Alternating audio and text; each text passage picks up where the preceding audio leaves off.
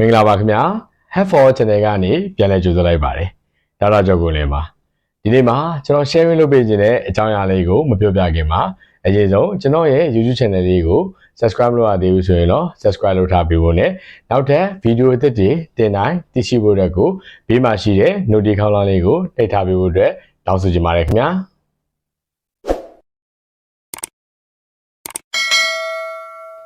ဒီနေ့မှာကျွန်တော် sharing လုပ်ပေးခြင်းတဲ့အကြောင်းအရာလေးကတော့မိုးရာသီမှာအဖြစ်များတဲ့ယောဂတွေထဲမှာ influenza virus ကြောင့်ဖြစ်တဲ့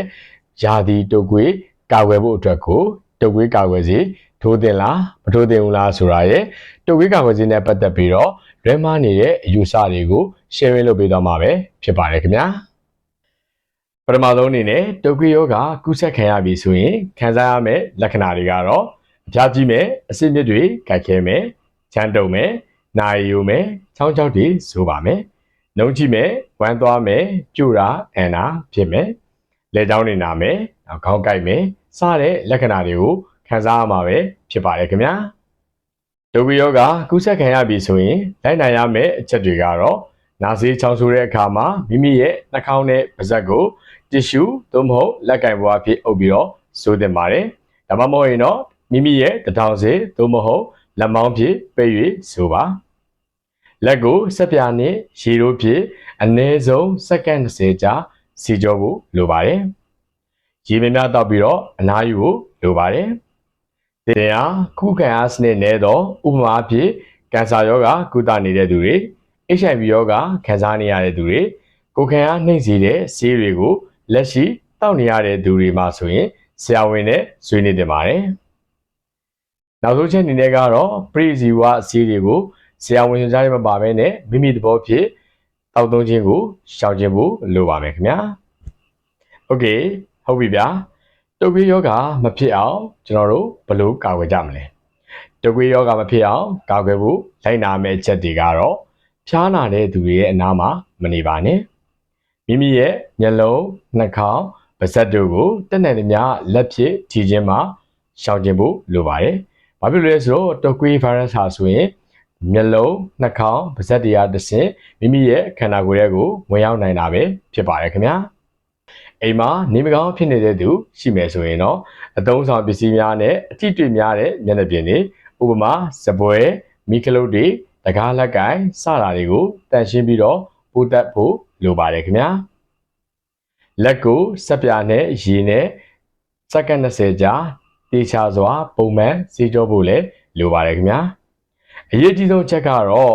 နှစ်စဉ်တုပ်ကွေးကာကွယ်ဆေးကိုထိုးနှံသင့်ပါတယ်။တုပ်ကွေးကာကွယ်ဆေးထိုးနှံခြင်းအဖြစ်တုပ်ကွေးရောဂါဖြစ်လျက်ရင်တောင်မှရောဂါလက္ခဏာပြင်းထန်မှုကိုသက်သာစေမှာပဲဖြစ်ပါတယ်ခင်ဗျာ။ဒီဗီဒီယိုလေးရဲ့အဓိကအချက်အနေနဲ့တုပ်ကွေးကာကွယ်ဆေးရဲ့အယူအဆအမှားတွေကိုဆက်လက်ပြီးတော့ပြောပြပေးသွားမှာပဲဖြစ်ပါတယ်ခင်ဗျာ။တချို့တွေကတော့ထင်ကြတယ်တုပ်ကွေးရောဂါဟာမပြင်းထန်တာဖြစ်တဲ့အတွက်ကြောင့်တုပ်ကွေးကာကွယ်ဆေးမလိုဘူးပေါ့။မဟုတ်ပါဘူး။တုပ်ကွေးရောဂါဆိုရင်တစ်ကမ္ဘာလုံးအနေထားအရနှစ်စဉ်လူ6သေးခွဲခန့်တုပ်ကွေးကြောင့်သေဆုံးနိုင်ခြေရှိပါတယ်ခင်ဗျာတုပ်ကွေးကာကွယ်ဆေးဟာတုပ်ကွေးရောဂါကိုဖြစ်စေနိုင်တယ်လို့တချို့တွေကထင်ကြပါတယ်မဟုတ်ပါဘူးတုပ်ကွေးရောဂါကာကွယ်ဆေးမှာဆိုရင်တုပ်ကွေးမဖြစ်စေနိုင်တဲ့သက်မဲ့ virus ပိုးသာပါရှိပါတယ်ခင်ဗျာတုပ်ကွေးကာကွယ်ဆေးဟာပြင်းထန်တဲ့ဘေးထွက်ဆိုးကျိုးတွေကိုဖြစ်စေနိုင်တယ်လို့တချို့ကထင်ကြပါတယ်မဟုတ်ပါဘူးလူဦးရေတသန်းမှာတဦးခန့်သာ Guillain-Barré syndrome လို့ခေါ်တဲ့ကြွက်သားအားနည်းခြင်းနဲ့လေဖြတ်ခြင်းတို့ကိုဖြစ်စေနိုင်ပါတယ်တုပ်ကွေးကာကွယ်ဆေးထိုးပြီးသွားပြီဆိုရင်လည်းတုပ်ကွေးကဖြစ်နိုင်သေးတာဖြစ်တဲ့အတွက်ကြောင့်တုပ်ကွေးကာကွယ်ဆေးကအကျိုးမရှိဘူးလို့တချို့ကထင်ကြပါတယ်မဟုတ်ပါဘူးလက်ထိုးထားတဲ့တုပ်ကွေးကာကွယ်ဆေးအမျိုးအစားမှာမပါဝင်တဲ့တခြားသောမျိုးရိုးဗီဇကွဲတုပ်ကွေး virus တွေကြောင့်တုပ်ကွေးကာကွယ်ဆေးထိုးထားတဲ့သူတွေမှာလည်းတုပ်ကွေးကိုဖြစ်စေနိုင်ပါတယ်ဒါပေမဲ့ပြည့်ထန်မှုနှုန်းလျော့နေစေပါတယ်ခင်ဗျာနောက်တစ်ချက်အနေနဲ့ကတော့ကိုယ်ဝင်ရှိနေတဲ့အခါမှာ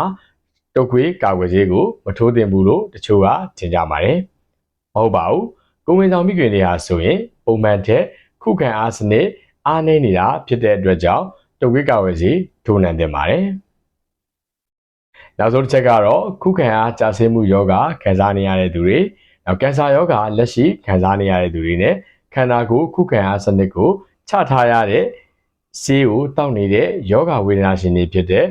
SLE လို့အရေးပြားလေးဘက်နာယောဂရှိတဲ့သူတွေနောက်သူလေးဘက်နာယောဂဝေဒနာရှင်များဟာလည်းဖြစ်နိုင်မယ်ဆိုရင်တော့တုပ်ကွေးကာဝယ်ဆေးကိုထိုးထားသင့်ပါတယ်ခင်ဗျာဒါကြောင့်ကျွန်တော် sharing လုပ်ပေးခြင်းတဲ့ခေါင်းစဉ်ကိုပြန်ကောက်ရမယ်ဆိုရင်တော့တုပ်ကွေးကာဝယ်ဆေးကိုဖြစ်နိုင်မယ်ဆိုရင်ရနိုင်မယ်ဆိုရင်တက်နိုင်မယ်ဆိုရင်ထိုးထားသင့်ပါတယ်ခင်ဗျာတုပ်ကွေးကာဝယ်ဆေးထိုးခြင်းဟာတုပ်ကွေးဖြစ်ပွားမှုနှုန်းကိုရော့ကျစေလို့ယောဂပြင်းထန်မှုနှုန်းကိုလည်းအများကြီးရော့ကျစေနိုင်မှာပဲဖြစ်ပါတယ်ခင်ဗျာဒီဗီဒီယိုလေးကတော့ဒီလောက်ပါပဲခင်ဗျာနောက်တဲ့ဗီဒီယိုတွေမှာလည်းကျန်းမာရေးနဲ့ပတ်သက်တဲ့ဘူးသူစာတွေစီးနဲ့ပတ်သက်တဲ့အကြောင်းအရာတွေကိုဆက်လက်ပြီးတော့ဝေမျှပေးသွားမှာဖြစ်တဲ့ကြောင့်ကျွန်တော်ရဲ့ channel လေးကို subscribe လုပ်ထားပေးဖို့လည်းတောင်းဆိုချင်ပါတယ်ခင်ဗျာကျွန်တော်ရဲ့ဒီဗီဒီယိုလေးကိုကြည့်နေတဲ့သူတွေလည်းကျန်းမာရေးနဲ့ပတ်သက်တဲ့အခြားသိချင်တာများရှိရင်လည်း comment မှာရေးသွားပေးခဲ့ပါဦးခင်ဗျာ